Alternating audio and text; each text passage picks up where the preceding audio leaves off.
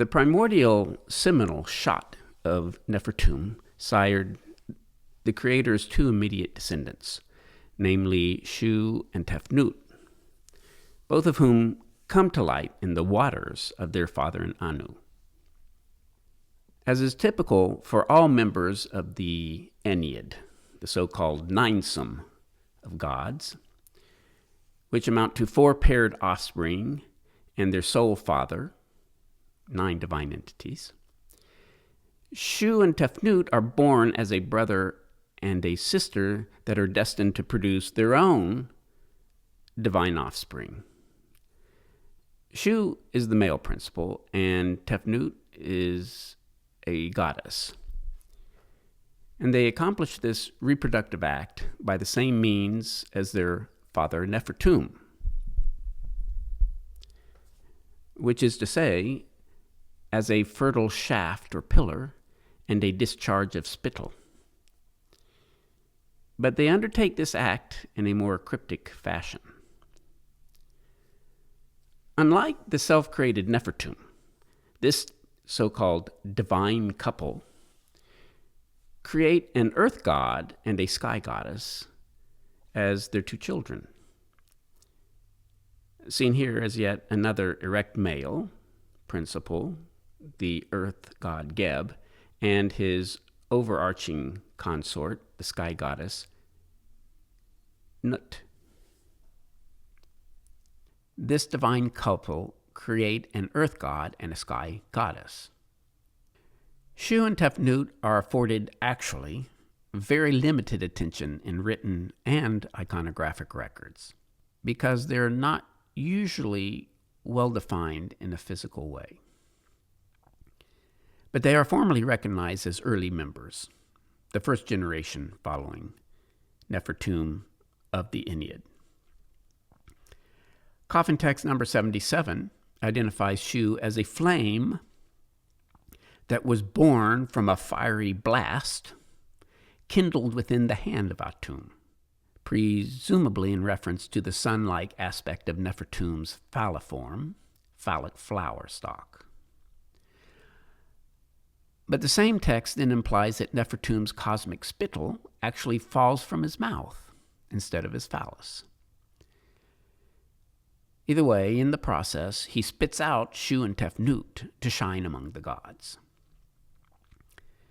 Shu typically wears 1 or 2 plumes on his head, which the pioneering Egyptologist, Wallace Budge again, believes to be a reference to the god's name, because the Egyptian word for feather is shau. Obviously sounds a bit like Shu.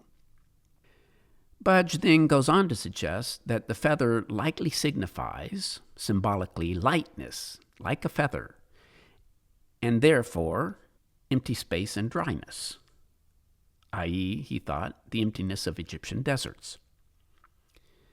This interpretation seems to be way off the mark to me, because Shu owes his birth to the waters of the Nile and has no connection whatsoever with arid lands in scripture and in the visual arts. Moreover, if we consider the single plume of Shu in this illustration, it is a blue ostrich plume, which is obviously a symbol of the Egyptian notion of natural order, Mat.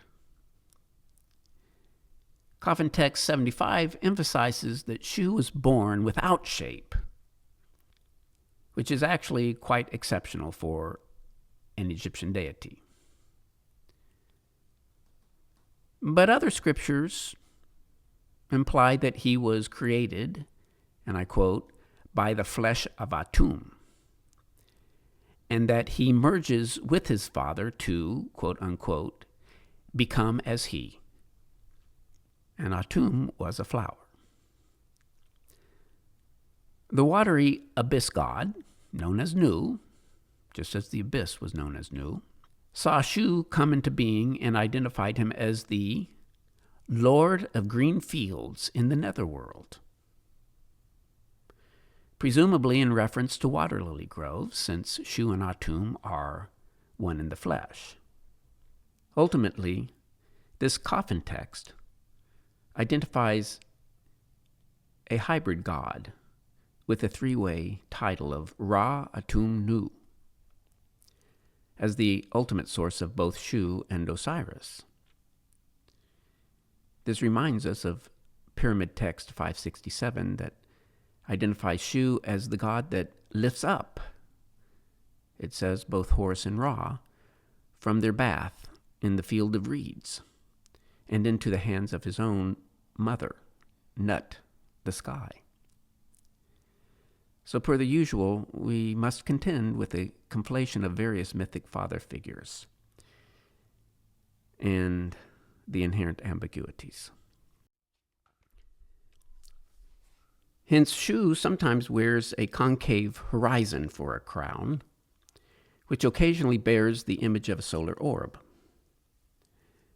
And since Shu arises from the waters of the Nile, the concave earth motif likely signifies an alluvial rise within Nu, the divine river, the aquatic abyss. Numerous inscriptions allude cryptically to the supports of Shu, and that is a material form. These supports arise from a watery netherworld, which again might suggest the phallic characteristics of Nefertum, with whom Shu is one in the flesh.